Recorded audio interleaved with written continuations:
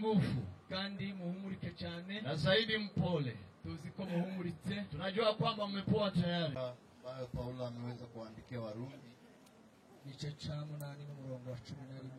sura yake ni hiyo ya 8 na mstari wake ni huo wa 11. Usome mu izina rya Yesu. Twende tusome katika jina la Yesu.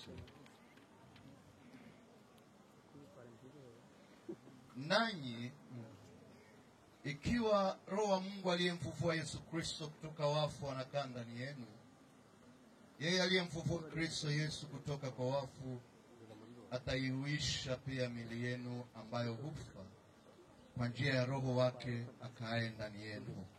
Amen.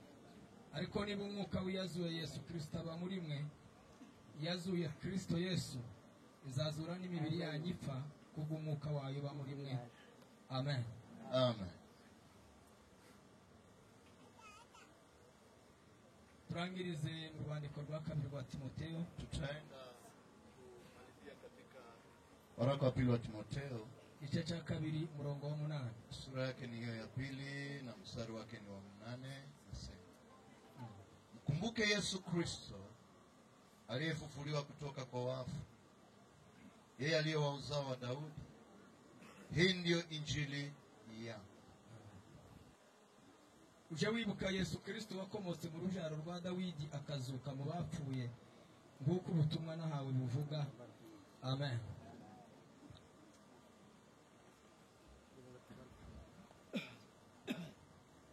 Bavandimwe turabasuhuje mwese. wapendwa, tunawasalimu nyote.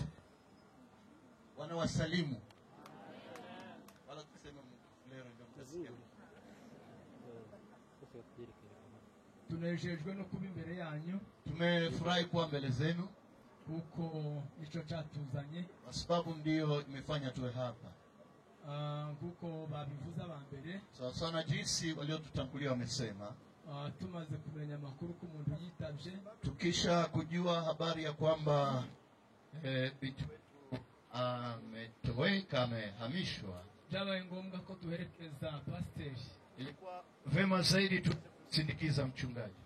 Ntabwo ari urugendo twateguye igihe kinini, Sio safari ambayo tuliandaa muda mrefu, ariko Imana yo buri yari yararuteguye. lakini Mungu mwenyewe alikuwa ameandaa safari hii. Turashima Imana kubw'ibyo.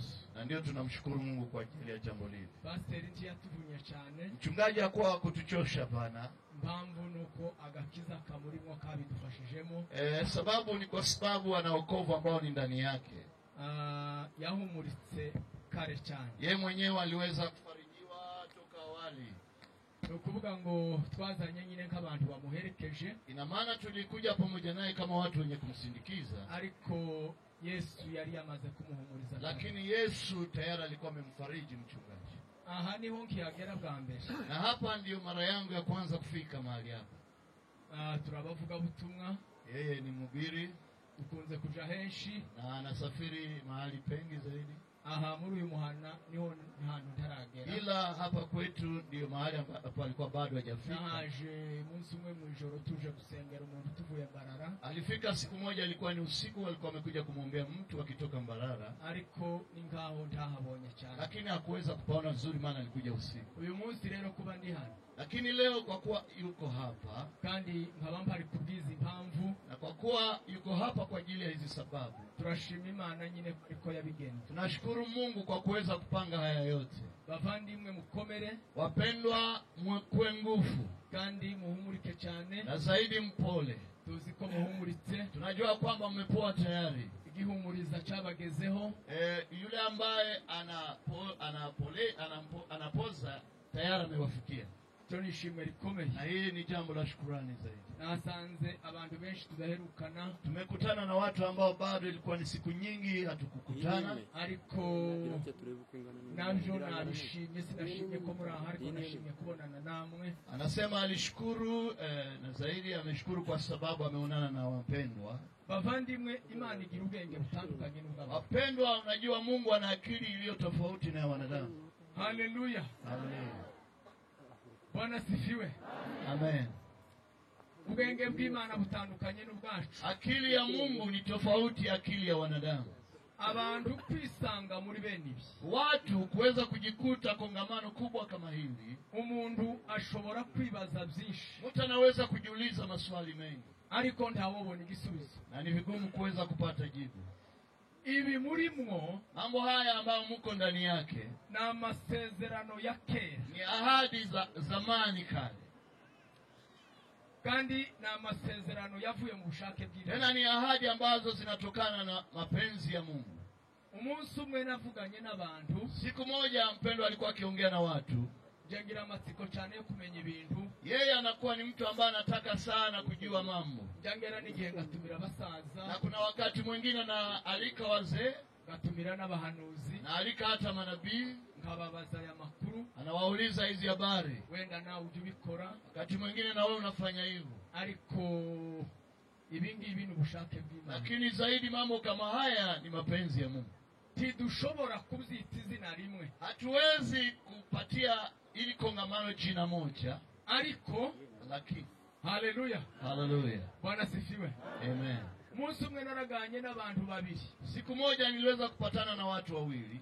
sinzi impamvu ibi bintu ngiye kubivuga, ariko reka mbivuge. Sijui juu ya nini nataka kusema haya maneno, lakini acha niyaseme tu. Twibaza ku ijambo rimwe, Tunajiuliza kwa neno moja sote. abantu bari bavuye za Nairobi baje kubwiriza, Watu walikuwa wametoka Nairobi na wamekuja kuhubiri, ariko abantu bakabacira imanza bakavuga ngo abantu bari kubeshya mu madosiye, na watu wakaweza kwa wakati hukumu na kusema kwamba watu leo wamekuwa watu wa kudanganya juu ya tuvugana madosie. n'abantu ngo tuzaje kubahonya. Tukaweza kuongea na wandugu ili twende tuwaonye watu wanaosingizia mambo ya dosie. Noneho nje nza kubona impamvu ngenda mbere, Yeye akapata mlango, akaenda mbele, ndagenda ndashika, akafika. maze kugerayo Wakati alifika torero nahitiyemwo kanisa ambalo aliweza kufikia, kwa Muhima, ni kanisa la mtu anamuita Muhima, Bishop Muhima. Bishop Muhima. Haleluya.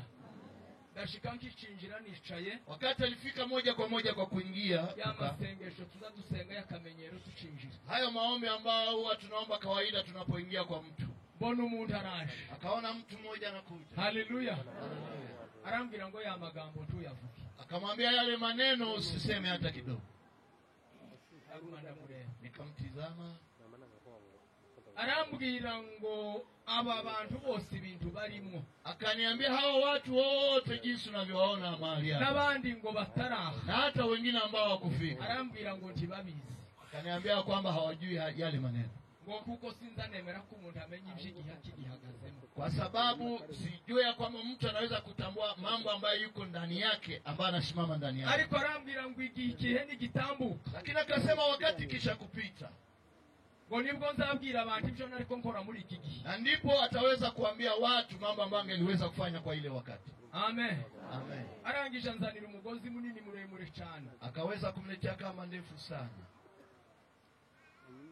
arambwira ngo nimbwire aba bantu bose bahaguruke bawufateho, akasema watu wote washimame na wapate kushikilia kamba hii. kahariya kajugujugu izinyu, Hapo ambapo ndege inapita juu kidogo, helikopter. arambwira ngo umuntu uzarekura uyu mugozi Akasema mtu atakayeacha hii kamba, wazagenda buherehere n'umuryango we ntazagaruka, ya kwamba ataenda na kupotea yeye na jamaa lake, na wala kurudi hatarudi. arangije arambaza ngo ese uyu mugozi urawuzi? Akaniuliza, je, hili kamba sasa, hii kamba unaijua? Ndamubwira ngo yasimwe. Nikamwambia mimi sijui hii kamba. Arambwira ngo aya ni amasezerano y'ubwoko bw'igihugu. Akasema hii kamba ni ahadi za taifa na ahadi za nchi.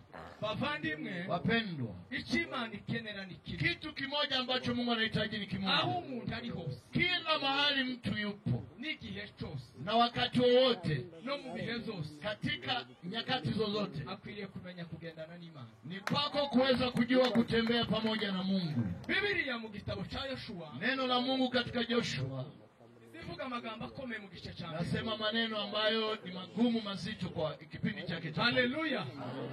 Bibiliya iravuga ngo Imana niyo yaje kubika Mose, Biblia inasema kwamba Mungu ndiye amemweka Musa, ariko ngo imaze kumubikira Yoshua, lakini kisha kuleta Joshua, ngo iragarukira mukomeza, karudi tena akamtia nguvu, iramukomeza. akamtia tena nguvu. Yari afite impamvu zo kumunyeganyeza. Alikuwa na sababu ya kuweza kumtikisa Mungu. Ijambo rya mbere, Neno la kwanza, haleluya, haleluya, iramubwira ngo nta muntu uzaguhagarara imbere. Ikamwambia Joshua ya kwamba hakuna atakaye simama hata siku moja mbele zako.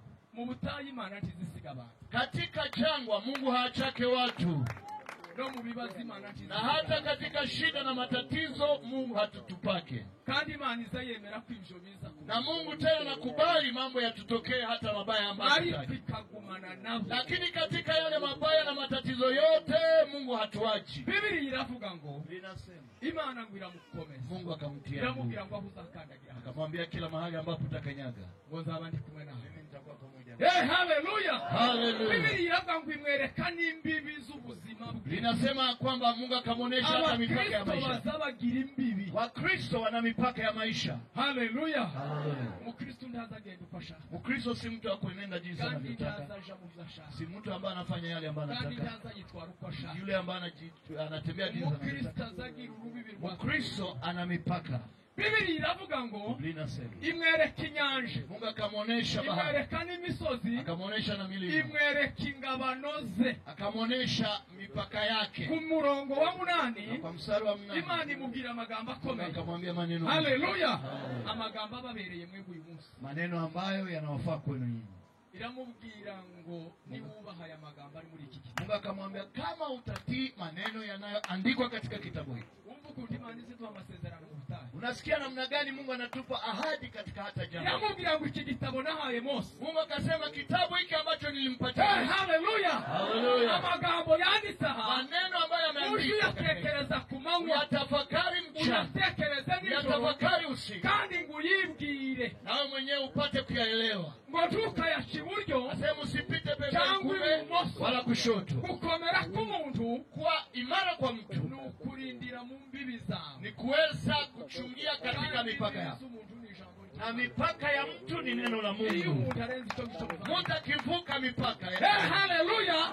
Imani yamubwira ngo uzabona ibintu bitatu. Mungu akamwambia utaona vitu vitatu. Anasifiwe. Hallelujah. Ijambo rya mbere ya kwanza. Nuguma muri iki gitabo. Kama utadumu katika maandiko haya. Uzajuhirwa mu nzira zawe zose. Utafanikiwa katika njia zako zote. Na hapa nataka niwaambie hamna bahati moja. Na nyote nafikiri hamna mashamba. Na hamna ngombe. Lakini hamna bahati sawa. Ukunda akindi kintu abantu bazabarya. Anawaza nafikiri watu hawakuli kitu chochote kingine. Kwa abantu bazabarya Imana gusa. Watu wanakula Mungu tu peke yake. Abantu bakambara Imana. Watu wanavaa Mungu. Abantu bagakandagira. Watu wanakanyanga Biblia. Neno la Mungu linasema hallelujah. Iyi ni kataloge y'ubuzima. Neno la Mungu ndio kataloge ya uzima. Ni kitabu kitubwira uko tubaho. Ni kitabu ambacho kinatuambia jinsi ya kuishi. Ni kitabu kituvura. Ni kitabu ambacho kinatuponya, kinatujenga, kinatukomeza, kinatuimarisha, kinaturemesha, kinatutengeneza. Hallelujah. Biblia inavuga ngo uzajuhirwa mu nzira zawe. Linasema utafanikiwa katika njia zako. Kandi ngo uhirwe no mu migambi yawe. Na hata katika mipango yako yote. Hata kila mahali utakuwa utafanikiwa. Timuruzi bimurimo. Mnaona mambo haya ambayo Mungu uko ndani yake. Ukunti mubizi. Ninyi mwenyewe hamjui hata. Habe nanje simbi. Na mimi hata sisi. Ariko Imana irabizi. Lakini Mungu anajua. Ariko cyo ngundira Imana. Lakini kitu kimoja kinanifanya kupenda Mungu. Wale wanaotii neno la Mungu anawalinda katika jangwa. Kandi kagendana nao. Na anatembea na wao. Ikabafasha. Anawasaidia. Umunsi umwe narosi nzozi. Siku moja niliota ndoto. Unda kuvugizo narosi. Mimi napenda kusema vyenye naota. Sinzi impamvu bihebeze. Sijui kwa nini. Umuntu arambwira ngo abapagani bagira umugishumu. Mtu mmoja akaniambia kwamba watu wasiomjua Mungu wana baraka moja tu. Wariko abakristo bagira imigisha ibiri. Lakini wakristo wana baraka mbili. Abapagani wapagani wasiomjua Mungu bagira umugisha bari kurebeka n'uwari wese atambuka. Wana baraka moja ambayo inahesabika na kila mtu yote ambaye anapita. Ariko abakristo lakini wakristo bagira uwo mugisha wana hiyo baraka bakagira n'utaboneka na wanakuwa tena na baraka nyingine isionekana. Munzozo umuntu arambwira uwo munsi. Huyo mtu katika ndoto alikuwa akiniambia. Akazambira ngo ufate ikaramu n'ikayi ngo wandike ibintu uzakoresha uko kwezi kose. Akaniambia kwamba kamata kalamu na karatasi uanze kuandika juu ya vitu ambavyo utatumikisha huu mwezi. Umuntu ninjira mukagura fanta wandike. Mtu akiingia unamnunulia soda andika. Umuntu ninjira mukamwichayo uzandike. Mtu akiingia kwako mnampa chai andika. Uwo mwishuri etiki uzandike. Yule ambaye mnampa nauli andika. Icho muriye wandike. Kile ambacho mnakula andika. Ukwezi ni gushiruza bitera. mwezi ukiisha ukusanye sasa. ndabikora Nikafanya hivyo. ngo nje kubiteranya Wakati nilienda kukusanya, sanga biraruta umushahara wanje inshuro zirenga 5. nikakutana vile ambavyo nimetumia kwa mwezi mmoja pekee Kandi yake sanga inazidi mshahara wangu mara 5. Haleluya. Na nikakumbuka Kandi hakuna sanga mtu ntawe niliomba. nagiye gufata wide. Na hakuna mtu ambaye nilimwomba. Nibaza ngo si ibi bizabiva. Nikajiuliza sasa hivi vinatoka. Haleluya. Haleluya. Kristo bagira imigisha ibiri. Wakristo wanakuwa Biblia yavuze ngo nuzaje bubaha aya magambo. Biblia inasema ikiwa utatii neno hili Ngo ntuyakebakebe. bila kuweza kupita kuume wala Ese kushoto. umuntu wizeye yazasubira kureka ibyo kwizera. Je, mtu ambaye ameokoka anaacha tena wokovu wake namna gani? Iyo umuntu avuze ngo ibintu azanze azasubira kuvuga ngo ndabikora. Wakati umesema kwamba mmekataa hiki, kwa nini kusema ukipenda tena? Reka tuvuge ivy'ikiriyo. Acha tuseme kilio. Haleluya. Gusa kubera ko ntaha Kwa sababu niko hapa tu. mwacikije igisirimba numva ngiye kubura ariko simvuze ngo tubikore. Niliona mnakata kisirimbali, ilikuwa naanza kuwaka moto ndani yangu. Reka tuzamure Yesu amaboko. Acha tumbe. Haleluya. Biblia yavuze aya magambo. Biblia inasema hivi, Sinshaka gutinda. sitaki kuchelewa. Ibi nivyo nagabiri ubuntu ntabigusa. Hivi ni vitu ambavyo nilipewa bure bila kununua. Nico gituma isoko yo kubivuga. Na ndio kwa maana chemchemi ya kuvisema Itokama muri nje mu gihe. haiwezi kukoma hata wakati wote. Sibihe bitegurirwa hano. Siandalie havikuandaliwa hapa. Twahawe Ni tutabifite. vitu ambavyo tumepewa na Mungu bila hata kulipa. Biblia Linasema yavuze aya magambo. nasema hivi, Yavuze ngo umwuka isi yuzuye imyuka. ya kwamba dunia imejaa hewa, Isi Wala roho. yuzuye imyuka. dunia imejaa mioyo ama roho, Kandi igira amasoko ahantu hatandukanye. na ambazo zina chemchemi tofauti, Kandi iyo myuka izitanga ubwenge na butandukanye. hizo roho zinapatia akili watu tofauti. Bamwe bakahabwa ubwenge bw'uburiganya. Wamoja wanapewa akili ya ujanja, Biblia iravuga ngo nico gituma Yesu na ndio Biblia inasema yavuze kwamba abwira abayuda muri Yohana. Yesu akaambia Wayuda katika Akababwira ngo Yohana, murasa naso. akasema mnafanana baba yenu. Bakamubwira ngo ntitwumvise. Wakasema hatusikii. Bakamubwira ngo turi bene ba Abrahamu. Wakasema sisi ni watoto wa Ibrahimu. Akababwira ngo iyo muba bene Abrahamu Akamwambia mungelikuwa watoto wa Ibrahimu, ngo muba mukora nka Abrahamu. kama mko nafanya kama Ibrahimu, Ariko ngo muri abasi. lakini mko watoto wa baba yenu.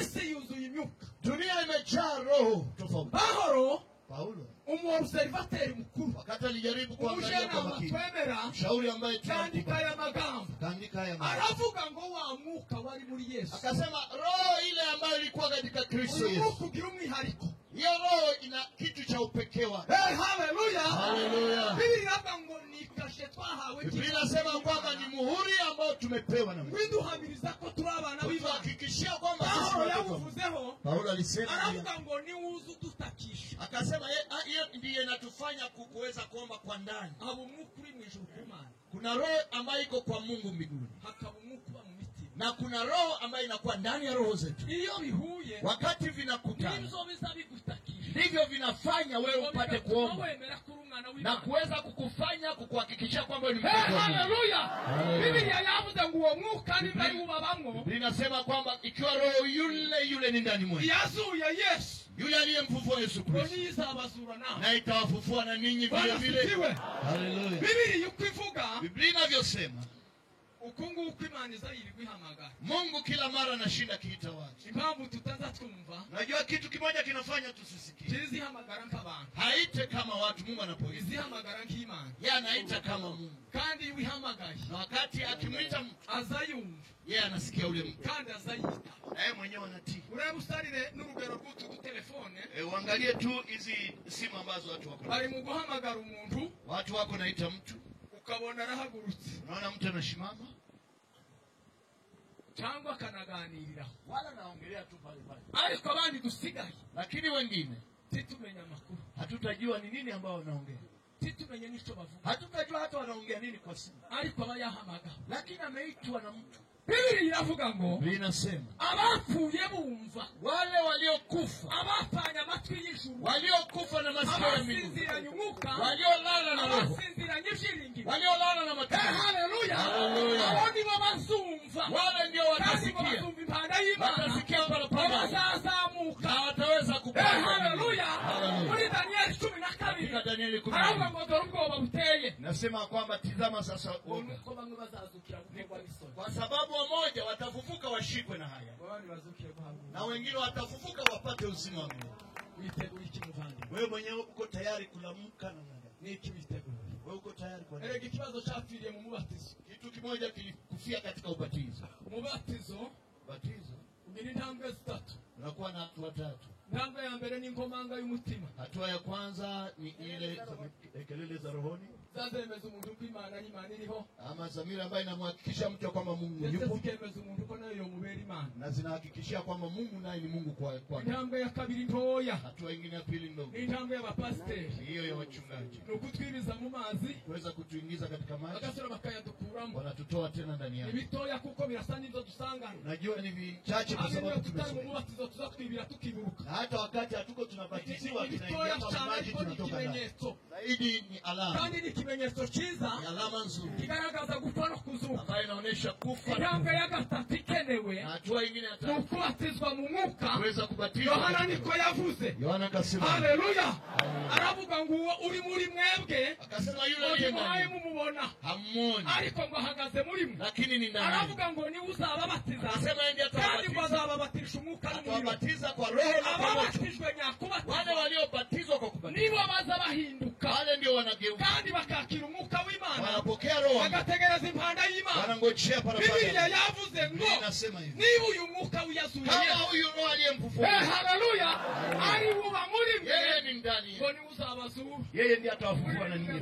rwose tuzagenda dute Mwimbaji akasema tutaenda namna ngo gani? tuzagenda dutya Akasema tutaenda wenje hivi. tuzagenda dutya Hatutaenda hivi. tuzitaba Si tutatii. yobu niko yavuze Ndivyo jinsi yaravuze ngo alivyo. habe nanje nubwo nkomeye Akasema hata mimi ariko yompamagara mwenye nguvu Mungu akiniita. Bwana sifiwe habe nubwo ndi umutunzi yari Hata kama nina utajiri. aravuga ngo ariko yompamagara Akasema Mungu ngo akiniita. kwitaba Nitatii. impamvu niki Sababu Imana ngo ibayakeneye kureba imirimo yanyu Mungu anataka aone Bwana kazi. sifiwe bavandimwe Wapendwa, umuzuko ntuteye ubwoba ufufuko hauleti uoga. igiteye ubwoba Kinacholeta ni uoga ugupfa utagira amatwi ni kukufa na hauna masikio. icyo nicyo giteye ubwoba Hiyo ndio uoga. kuzuka ntibiteye ubwoba Kufufuka haiogopeshi. habe no kuzamuka ntibiteye ubwoba Hata kupanda juu ariko igiteye ubwoba lakini ni ugupfa kinachotisha utagira amatwi ni kukufa na hauna masikio. uzahamagara gute Utaitwa namna gani? uzumva ute Utasikia namna gani? uzita bute Utatii namna ugira gani? umwuka wumva Je, uko na roho ugira ya uwuhe kufufuka? mwuka Ni roho gani? haleluya uru rugendo Hii safari. ni urugendo ruteye ubwoba Safari inayoleta uoga. ariko ni urugendo rwiza Lakini safari. titwahawe agakiza nk'ikigeragezo Tukupewa wokovu kwa Oya. Hapana. Bwana sifiwe twahawe agakiza k'imbaraga zituruhura Tumepewa wokovu kama nguvu. haleluya Amen. zambira abandi ngo aka gakiza kataturuhuye Ninaambia watu ya kwamba wokovu isipotupa kupumzika haina maana. agahunga isi Mtu anakimbia dunia. agahunga umuruho w'isi Anakimbia agahunga mateso ya dunia. amateshwa y'isi Anakimbia yagera tabu. muri Yesu ntaruhuke Anapofika nta ndani ya mpamvu z'amateraniro hakuna nta sababu ya n'impamvu zo kufufuka. kukabamo Hakuna sababu ya kufufuka ishingiro katika wokovu. ry'agakiza Sababu ya ni wokovu uguturwa imitwaro ni kuweza ni kupumzishwa mizigo. ukuruhuka Ni kuweza kupumzishwa. twahawe agakiza k'ikigeragezo Hatukupewa wokovu kama jaribu. Biblia iravuga ngo Biblia inasema Yobu amaze ngo kugeragezwa Ayubu kisha kujaribu ngo atekereza ko yoja guteshuka akafikiria kama anaweza toka katika kandi atekereza ko yokorogana n'Imana mu mugabaro ye akafikiria kwamba anaweza korogana na aravuga ngo se ko nababaye inkazi murasinoja gukorogana n'Imana akasema mbona bituma nimeteseka avuga aya sana magambo akomeye mimi naweza tu aravuga ngo reka nongere mpagarare mu kumuzani acha niweze Bwana sifiwe kwenye mizani reka nsubire ngo nitereke ku rugero jiweke kwenye mzani haleluya abakristo bataza bihana wakristo asipotubu tugira umwuka mubo hauna roho ndani yao umukristo utagira umwuka ntagira ubwoba kristo asiye na roho haogopi umukristo utagira umwuka mkristo asiye na roho wa Mungu azagira nabi akagira ngo yatsinze igitego anafanya vibaya na watu wameshinda aza nakirunda akagira ngo atsinze igitego anasaidia na mwingine katika makosa anafikiria kwamba kandi ameshinda yaje kwicara no kugatorera kabiratira abandi kwatsi kuvuga nabi na wakati anapoikala anajitapa yeye Oya. anasema vibaya Bwana sifiwe Amen. oya icyo si cyo hapana Yobu yavuze aya magambo Ayubu akasema aravuga ngo reka nsubire mpagarare ku acha muzani nirudi tena kwenye ndebe mzani yuko bitunganiye nione kama ningaliki Bwana safi sifiwe mbele za Mungu uzuhagarara ku munzani unasimama kwenye mzani umenye kugitunganiye Imana angalie kama kweli ungaliki unakamilika mbele za Mungu usimame kwenye lengo la uzabigera Mungu ku ijambo wewe mwenyewe ry'Imana ujipime katika neno la naho Mungu si ikibazo lakini Oya. wokovu si tatizo uko turi mu nzira tuko katika safari turi mu nzira tuko katika safari Biblia iravuga ngo uwabyawe n'umugore wese Biblia inasema yeyote aliyezaliwa na azabona mwanamke igihe gito yeye siku ngo zake kandi kisha cuzuye umuruho na zile siku zinazojaa hanyuma ngo mateso agacibwa na baadaye Biblia iravuga muri Yobu Biblia inasema aravuga ngo umuntu wese inasema kila uri muri ino si ambaye yuko katika hii dunia. Umusirikare ufashikiye mu ntambara. Yeye ni kama mwanajeshi ambaye yuko katika ari ku rugamba. Mwanajeshi akiwa vitani. Azategereza gutaha. Yeye anangojea kurudi. Abavandimwe tuzataha. Wapendwa tutarudi. Haleluya. Amen. Mukomere cyane. Acha muwe nguvu. Muhumurike. Na mpole. Nangana abakristo bagira amahimba mu mfuzi wao. Na sifurahie Wakristo ambao wanakuwa na huzuni mkubwa wakati wamefiliwa. Umuntu uzuvuga ibintu ku kilio cy'wa bandi. Mtu ambaye anasema maneno mengine kwa kilio cha watu wengine. Yagari wabo iwiwe ntayavuki. Wakati anafika kwake aseme yale maneno. Abari umunyamahimba. Anakuwa ni mtu wa kutubu. Abatemera izuzu y'umutima we. Ni mtu ambaye si kubali maneno ambayo yamejaa ndani ya moyo wake na ajue hata maneno. Na hakuna kitu ndani yake. Titukira abagabo bo gutahana umuziki wa sente. Hapana, hatuko wanaume wa kuweza kurudia tu na sente. Mwongereza baramubwiye ngo umwana w'ikinege yapfuye yarafite nigiye kwicara. Kuna mtu mmoja Mwingereza walijaribu kumwambia kwamba mwana wa pekee. Tugire Yesu gutya. Baramubwiye uyu afite benshi. Yeye yuko na watoto wengi. Abamwe bafushe umugore. Ndayaza wewe. Ulisema kama ulikufishia na bibi anajua. Abantu bafite amateka. Unajua kuna watu ambao kila mtu ana habari zake. Tushaka kuzira hata no kubivuga. Hatutaki kuzungumzia yale maneno. Ariko mwengo ngo tuzatunavira. Lakini kuna wakati ambao inakuwa la maana tuseme. Zari impamvu z'inkoni zikomeye. Unajua zilikuwa ni sababu ya fimbo. Zari imani zikora ikintu. Unajua Mungu anafanya. Shetani agakunda ngo akiyitirire. Na shetani anatafuta afanye kama yeye ndio mwenye amekifanya. Kandi ari imisima na afanye kama fimbo ya kukupiga, anasahau kama ni Mungu ndiye amepanga. Inabidi ujue kweli. Kandi ukaguhagarara na usimame kwenye kweli. Ukaguhagarara uri wenyine. Usimame kwenye kweli. Ukaguhagarara uri no mu bantu. Na usimame hata mbele za Watu. Ivyo wemeye bakumva. Vile ambavyo uliamini watu. Akabari byo wemeye uri wenyine. Na wewe ukiamini hatukufikia. Ukwiye kurenga urwego. Unapasha kuvuka mpaka gukoreshwa icyaha n'urugi wakinze. Kwa kuweza kufanyishwa dhambi na mlango ambao umefunga. Haleluya.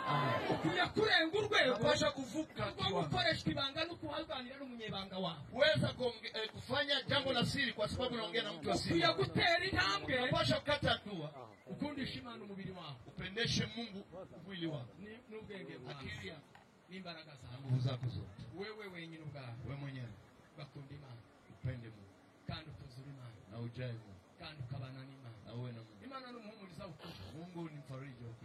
Niko Paulo yandikiye Abaefeso. Paulo ndivyo aliandikia Waefeso. Aravuga mu gice cya mbere were kuri 18. Anasema sura ya kwanza mstari wa 18. Aravuga ngo maze kumenya kuri urukundo mwagaragaje. Anasema nikisha kujua upendo ambao mmeonekana. Aravuga ngo maze kumenya urukundo nikisha kujua upendo ambao mnapenda watu. Haleluya. Aravuga ngo nzabasabira ibintu bitatu. Ninawaombea vitu vitatu. Nizongiye kubasengera n'icyaha ambavyo naenda kuombea. Jambo la mbere. Jambo la kwanza. Zasenga ngo muhumuka amaso y'umutima. Naomba ili mpate kufunguka macho ya roho. Wakati mtu hajafunguka macho ya roho. Azatinda kubitari nzo gutinda. Anachelewa kwa mambo ambayo hayombe kuchelewa. Anacheleweshwa na vitu ambavyo akasema ninawaombea macho y'umutima mpate kutembezwa na macho ya roho. Haleluya. Mpate kujua yale ambayo tunatumaini na yule aliyetuita. Jambo la pili. Anasema ninawaombea ngo mumenye ubutunzi butagira mpate kujua utajiri usio na kifo ambayo Mungu atatupa sisi watakatifu. Haleluya. Na jambo la tatu. Nawaombea ngo mumenye imbaraga z'umurengera iz'Imana yakoreye muri Kristo Yesu ko yamuzuraga. Ili mpate kujua nguvu za kupita kiasi ambazo Mungu aliweza kufanya katika Kristo wakati alipomfufua. Imushize ngo hejuru y'abami bose. Akamweka juu ya wafalme wote. Ngo na mazina yose. Ya majina yote. Ngo n'ubutware bwose. Na kila mamlaka yote. Ngo n'ubushobozi bwose. Na kila uwezo wote. Tukazurarurira. Usiwe mtu wa kulala na unalia. Ubukene bwawe. Maskini wako. N'imiruho yako. Na tabu zako. N'ingorane zako. Na matatizo yako. Ibikuraje kwijoro. Na vitu ambavyo vinakusumbua. Yesu yavyishizeho. Yesu amevichukua. Yesaya niko yahanduye muri 50. Yesaya alisema katika izo njia zacu zose kwamba amechukua imibabaro yacu mateso yetu yote na ngo yazishizeho byose akaweza kuichukua kandi ngo ashenjagurirwe ibicumuro byacu akaweza kupigwa na kuteswa kwa ishusho ye ntiyari yo kwifuzwa akasema kwamba sura yake haikuwa ya ariko ngo ni gihano kiduhesha amahoro lakini yeye aliweza kuadhibiwa sisi tupate amani wenda kose gukomeye vyote vilikuwa juu ya Yesu Kristo. Yesu ahinduka amahoro y'abamwizera. Yesu akakuwa amani kwa wale abandi mwe muhumurike cyane. Acha mpoe. Timuri abaha. Hamuko watu wa dunia. Timuri abaha. Hamuko watu wa dunia pana. Ko muragenda. Ninyi mko wasafiri. Mwenye kubiba imbuto y'urukundo. Muendelee katika kupanda mbegu za upendo. Imbuto y'urukundo. Mbegu ya upendo. Timuruzu ubukristo impamvu bunani abantu benshi Unajua Ukristo kwa nini umeshindwa watu wengi? nuko bazababwira inama. Ni kwa sababu wao wenyewe wanajipatia shauri ya Ukristo. Ubona umuntu arakuhamagaye cyane ngo tukore igikundi, tukore inama, turebe ko twaba abakristo. Uzumenya kuko ngo abakuyemo.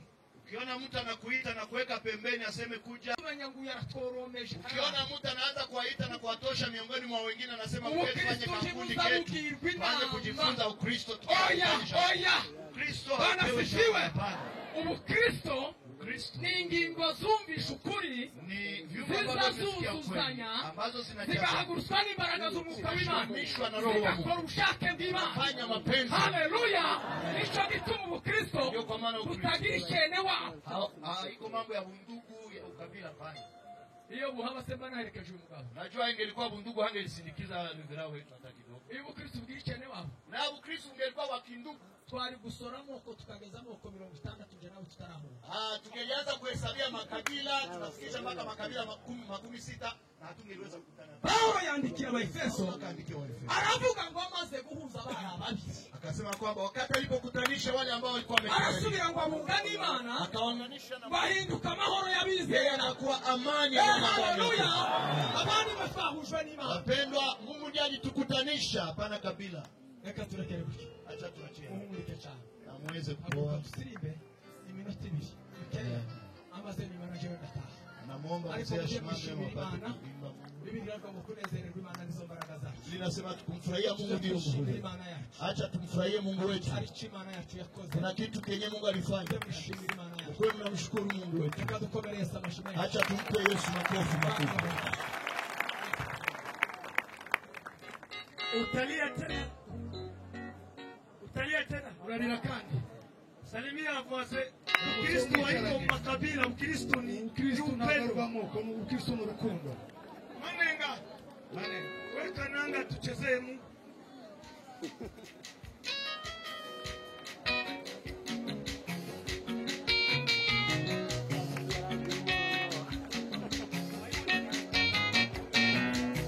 Mungu mwenye kweli.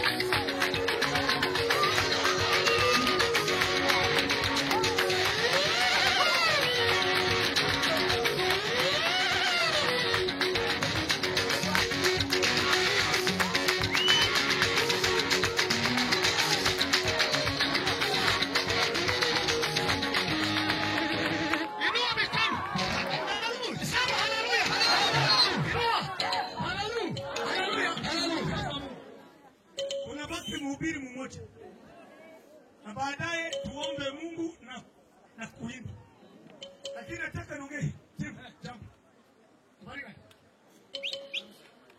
Mtu kijana wangu. Dada yake anapendeza, anampata mara ya pili. Sasa sisi tushakaelewa. Unajua? Wewe kama ni upandisha.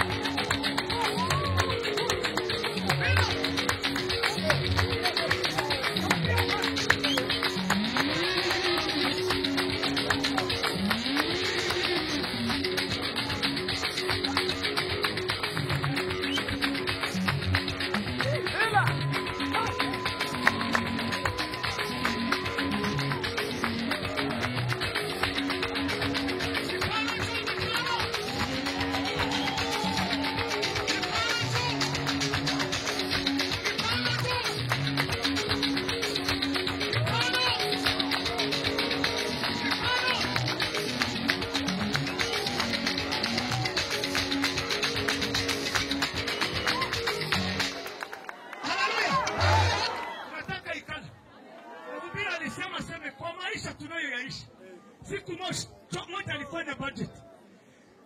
Mtu akamwambia andika ya mwezi mmoja. Akalinganisha na mshahara yenye nalipiwaka mwezi yote. Akakutana iko double safari kama ngapi? 6. 5. Sasa iko hivi. Si wote wenye tuko hapa. Wewe katika sekta hanga. Jichunguze kwanza. Baza wile. Ulikimbia na nini? Niki wahunga. Na gishu nafanya. Ningene wamba. Tekeleza. Oya. Tuko tunafanya vitu yenye natoka Dubai. Tumoko habari vitu vifuwe muri Dubai. Wewe na mama yako na tata yako umefika Dubai. Bwana soko kunanya ukunda urashika Dubai. Salimia voisin mwambie usiogope, Mungu atakulisha tu. Na msisoma wewe. Maana Subiza.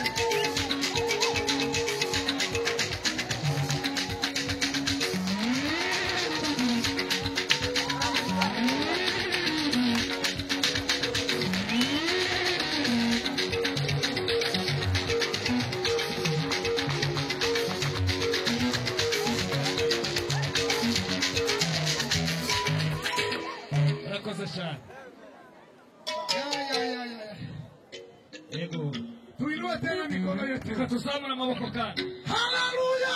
Haleluya! Mungu awabariki sana. Asante sana mhubiri wetu wa kwanza. Yako zimekuwa tuma watu. Naomba mwenyekiti ambaye anasimamia makanisa yote kuombea mhubiri. Katusabe, devera kusabira. Uvuga utuma kabiri.